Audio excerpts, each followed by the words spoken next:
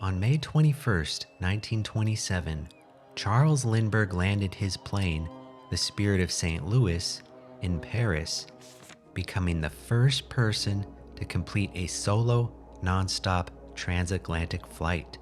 The feat catapulted him to international acclaim, earning the $25,000 Orteig Prize, offered by hotelier Raymond Orteig, for completing the first nonstop flight between New York and Paris.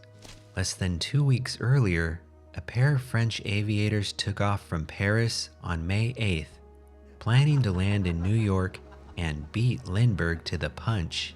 Not only would they win the Orteig Prize, but they would write themselves into the history books.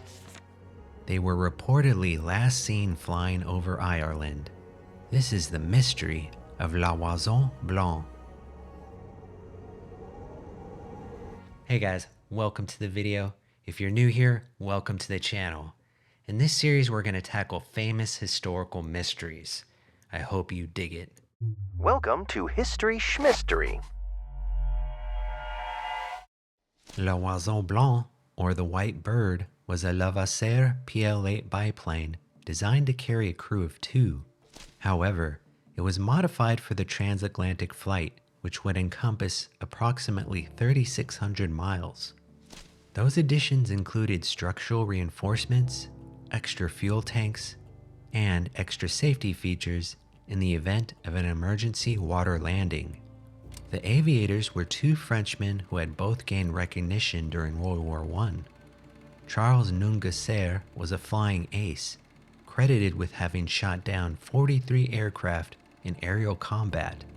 François Coli, who was to serve as navigator, was a recipient of the French Legion of Honor, the highest and most prestigious order of merit, and had been making record-breaking flights around the Mediterranean Sea.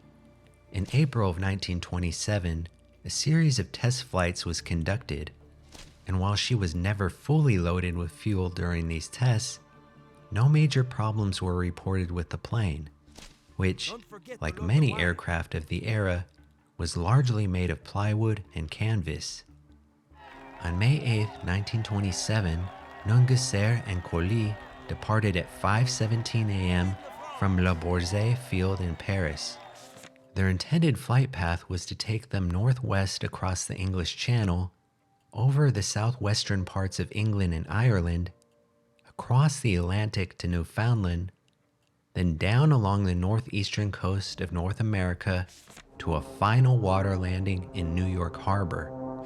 The last widely accepted sighting of L'Oiseau Blanc was made by the commanding officer of a British submarine, who logged his observation of a biplane flying over the Needles on the Isle of Wight.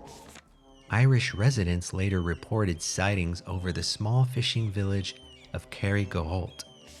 Meanwhile, tens of thousands crowded into Lower Manhattan and Battery Park to witness the historic arrival.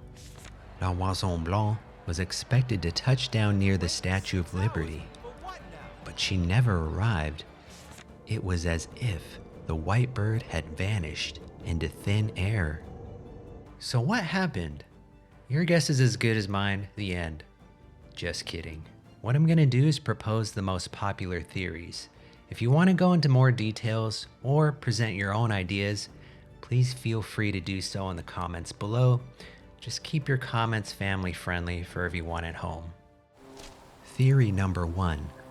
The plane encountered bad weather and/or suffered technical issues, crashing somewhere over the Atlantic.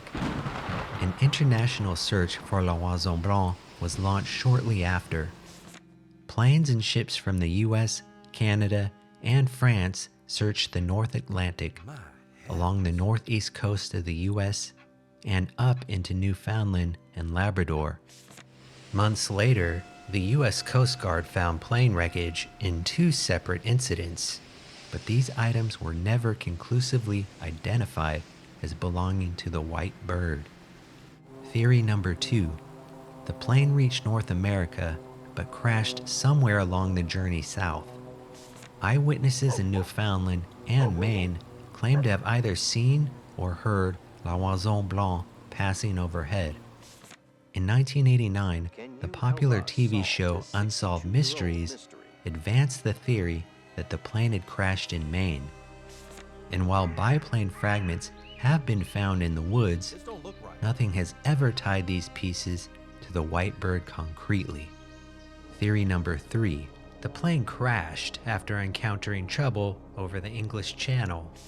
An eyewitness reportedly saw the plane flying in distress near Étretat. 10 years later, in 1937, a fisherman claimed to have seen wreckage off the coast of France, also near Étretat, a day or two after the plane's departure. To me, it's difficult to reconcile these reports. And let's not forget the submarine officer's sighting at the Isle of Wight, which aligns with a plausible flight path. What a sighting indeed. What's my take? I'm a bit of a romantic, so I'd like to think that the white bird's engine could still be resting somewhere in a densely wooded area of Maine, confirming that these two heroic pilots actually made it to the US. And while Lindbergh claimed the Orteig Prize and international fame, Nungesser and Coli still wrote themselves into the history books as one of aviation's greatest unsolved mysteries. If you like this video, please give it a like, it helps the channel a lot. And if you haven't done so already, please subscribe for more mysteries. Right, Buttercup? Thanks for watching. Thanks for watching.